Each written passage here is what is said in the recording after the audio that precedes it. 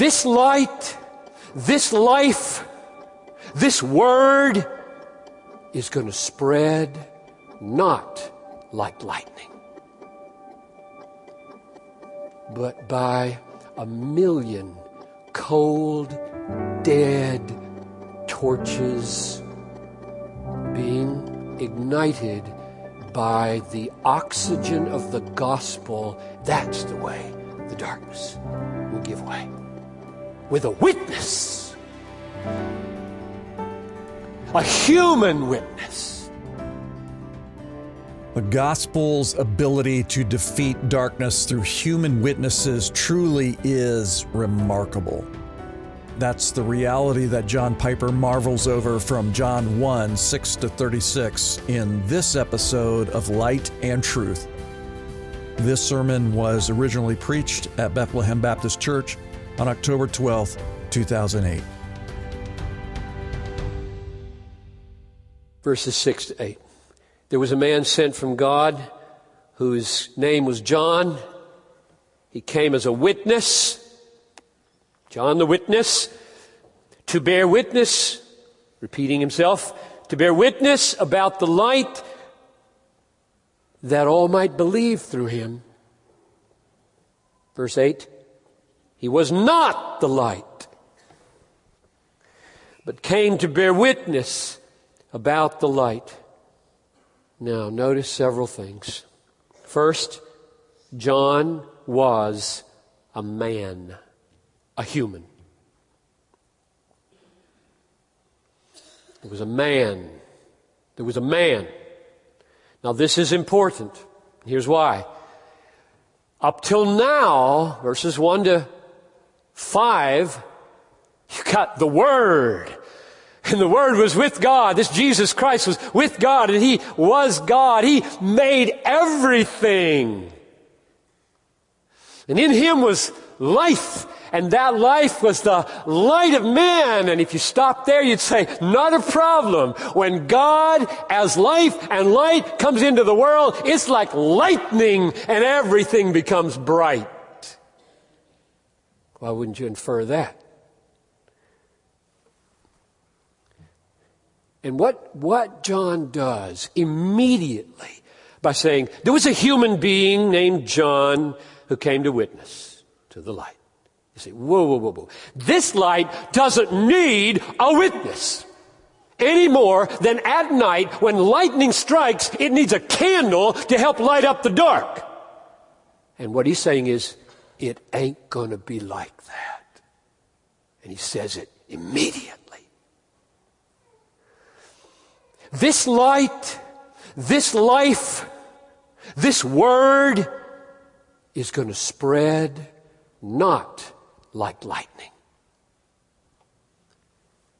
but by a million cold, dead torches being ignited by the oxygen of the gospel. That's the way the darkness will give way. With a witness, a human witness. There was a man.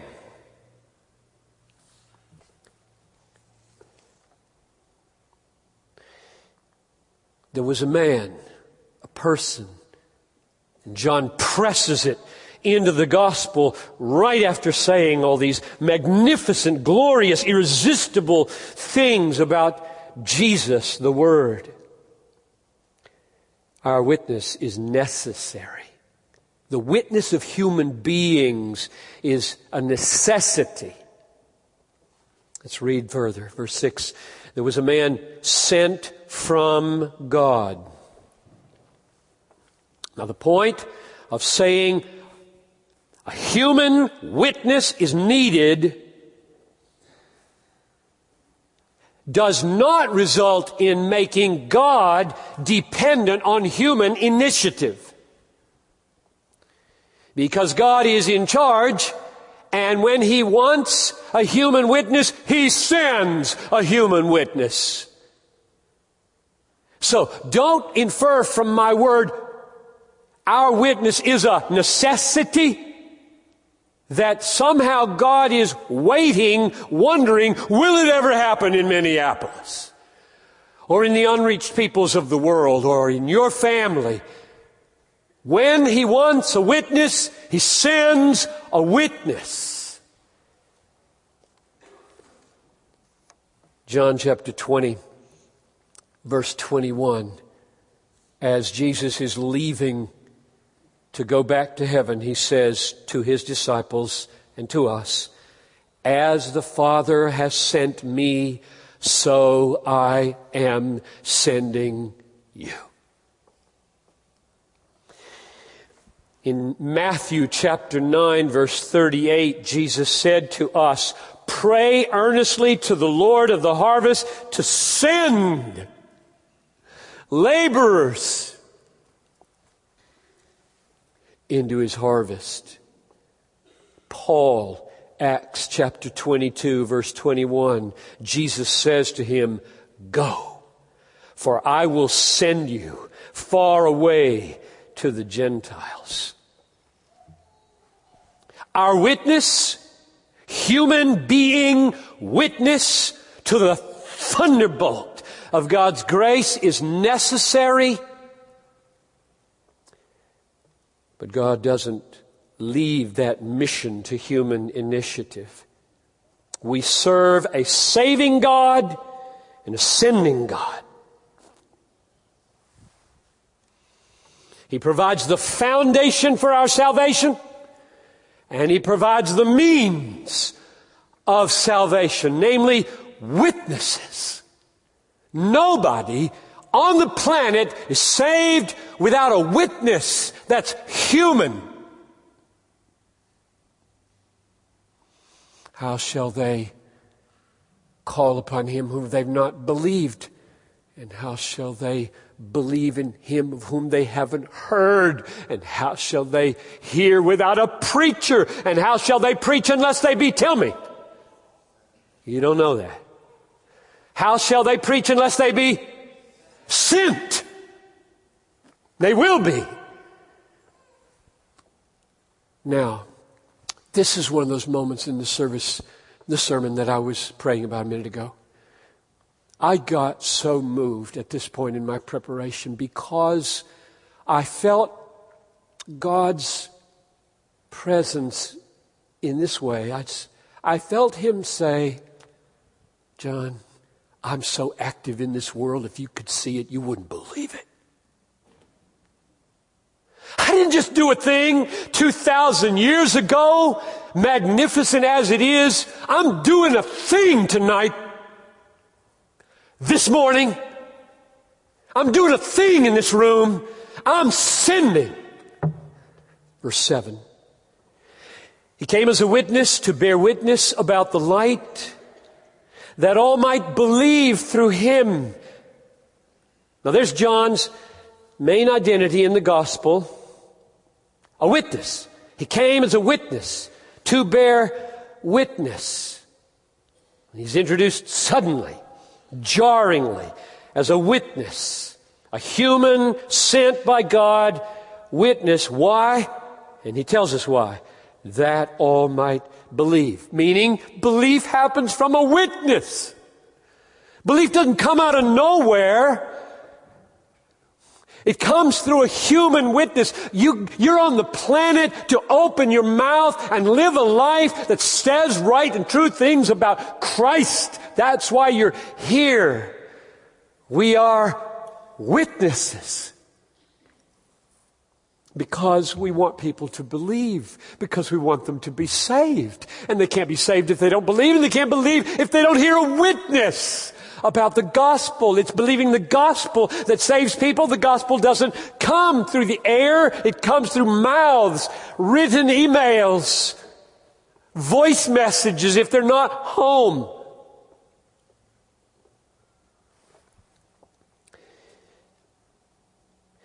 This is the first reference to believing in the gospel. There will be 97 more. The noun belief never occurs in this gospel. The word faith never occurs in this gospel. The verb believe occurs 98 times.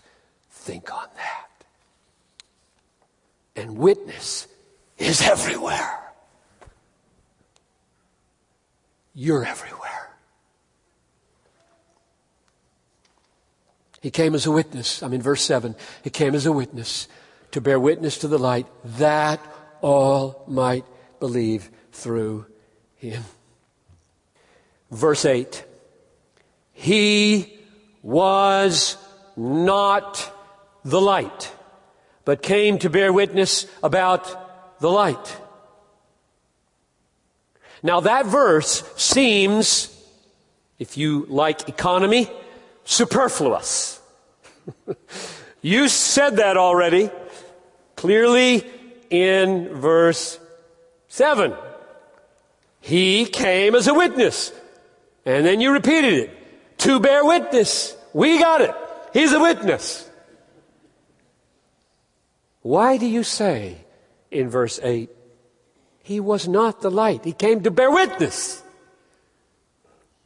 Why do you write like this, John? He writes like this because he's up to something. That's why. It's our business to figure out what he's up to when he negates the obvious. You're a witness to the light. You're not the light. Why are you saying that? I would have passed over it, probably. No big deal. Don't draw attention to that. This is going to be a sermon about not. Except that it happens over and over and over and over 4 more times. Verse 19.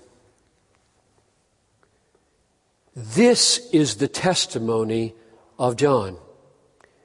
When the Jews sent the priests and Levites from Jerusalem to ask him, "Who are you?" He confessed and did not deny, but confessed, "I am not the Christ."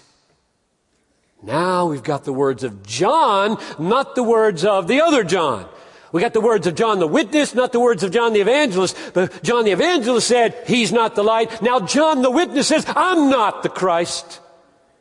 What's going on here? This is the testimony of John. I am not the Christ. This is the great not of John's witness. This is what I meant when I said our witness is a great not. Not only is he not the Christ, he says, or not the light, he's not the Christ. It's part of his witness. In fact, John the evangelist, the writer of the gospel here, is so bent on making us feel the force of this not that he piles on negatives almost to the point of unintelligibility. You might have missed it the first time over. Let me read it again. Verse 19. This is the testimony of John. Now what's the testimony? What's the content of the testimony? This is the testimony of John when the Jews sent the priests and Levites from Jerusalem to ask him, who are you? He confessed and did not deny, but confessed. Now what did he not deny?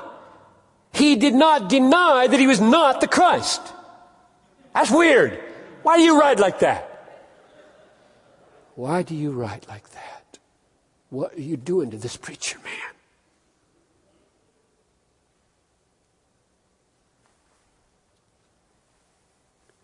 Part of his testimony was that he would not deny that he was not the Christ, but affirm that he was not the Christ.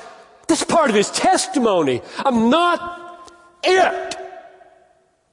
Why would John stress this? He's not done. Verse 21. When they asked him, well, what then are you? Elijah? He said, I am not. Are you the prophet? He said, no.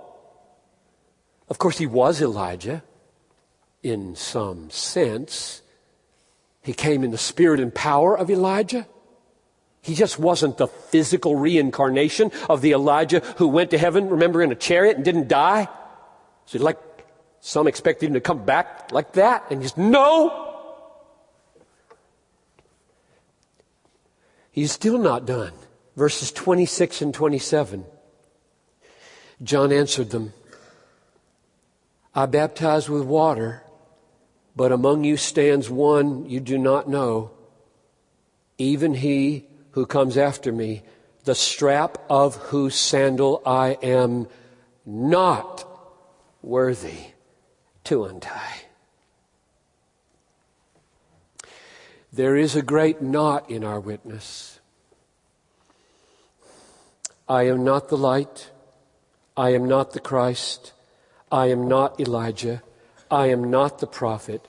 I am not worthy to untie his sandals. And if you want a beautiful statement, if it isn't already feeling beautiful to you, this is very beautiful to me.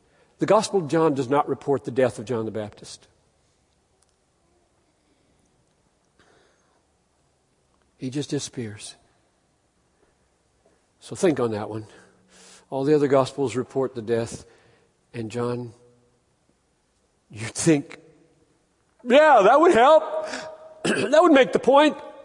But the sentence I'm about to give you is what he substitutes, I think. So I'm going to read with you. You can go there with me if you'd like. John chapter 3, verses 28 to 30.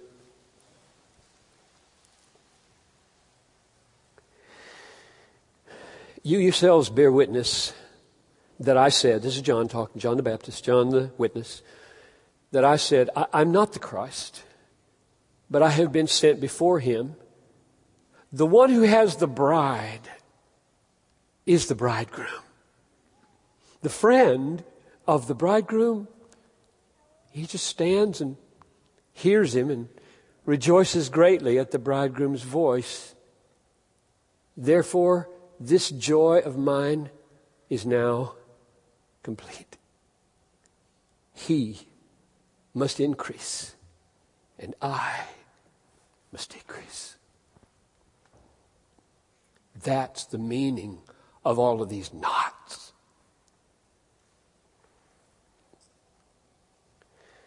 I'm not the bridegroom. I don't expect the bride to come to me.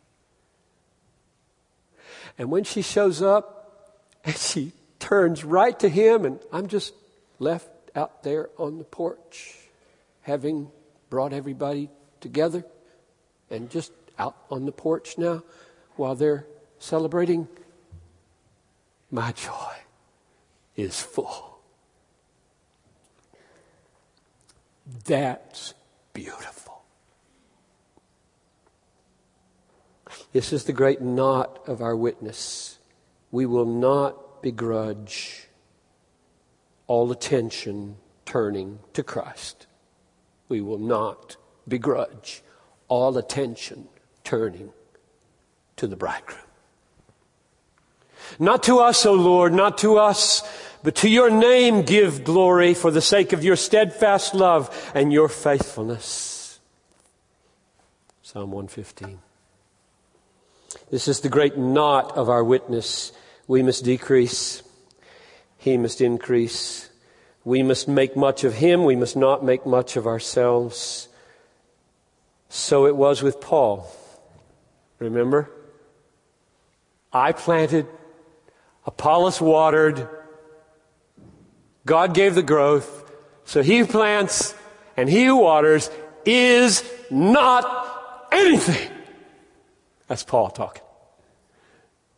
Or 2 Corinthians chapter 4, verse 5, we preach Jesus Christ as Lord and not ourselves. That's Paul. Beautiful. What then was John? What does he say about himself? John's witness is necessary, and he's not the Christ. How does he describe himself? I love this. We're back to verse 22 in chapter 1. So they said to him, who are you? We need to give an answer to those who sent us. What do you say about yourself? They're pushing him on this. And he said, I'm a voice. That's it. Isn't that great? I'm a voice. I'm just a voice. A voice is just a voice. It's not an end in itself. It's got content that belongs to another. It's pointing to another. A voice is just a voice. I'm a voice. Crying in the wilderness. Make straight the way of another, the Lord. The voice is filled with Christ exalting truth. Verse 15. He who comes after me, this is what the voice says, he who comes after me ranks before me because he was before me. Verse 34, I have seen and have borne witness. This is the Son of God. Verse 29 and 36, behold the Lamb of God who takes away the sin of the world. You say, behold, look, look. That's what you do. That's what a voice does. That's what a witness does. Now here's the closing lesson. We must be witnesses. It's a great necessity. Peg 1, a great necessity. The world is waiting for a human witness. Faith comes by hearing, and hearing by a witness. But in this witness, we must not make much of ourselves. Beware of the witness that needs attention for himself. Beware of the preacher who constantly angles to put himself in a good light and returns again and again to his own ministry and his own achievements. Beware. Beware of the preacher's subtle preoccupation with himself, even when he's speaking of his flaws. Beware of your own bent toward the love of the praise of man. Remember, therefore, that from the very beginning of John's Gospel, awkwardly, suddenly, jarringly as it seems, he would make clear there's going to be a witness. The witness is going to be a man. It's going to be necessary to lead people to believe, and it's not going to be the light. Our witness is a great necessity. And our witness is a great not. This is beautiful. I hope you'll pray for me. This is Light and Truth, God-centered preaching to help you see Christ clearly and treasure Him truly. I'm your host, Dan Kruver. Thank you for listening. On our next episode, John Piper preaches on the only Son from the Father from John 1:14-18 in our series on the Gospel of John titled God's Final Message. I hope you'll join us. For more resources, visit desiringgod.org.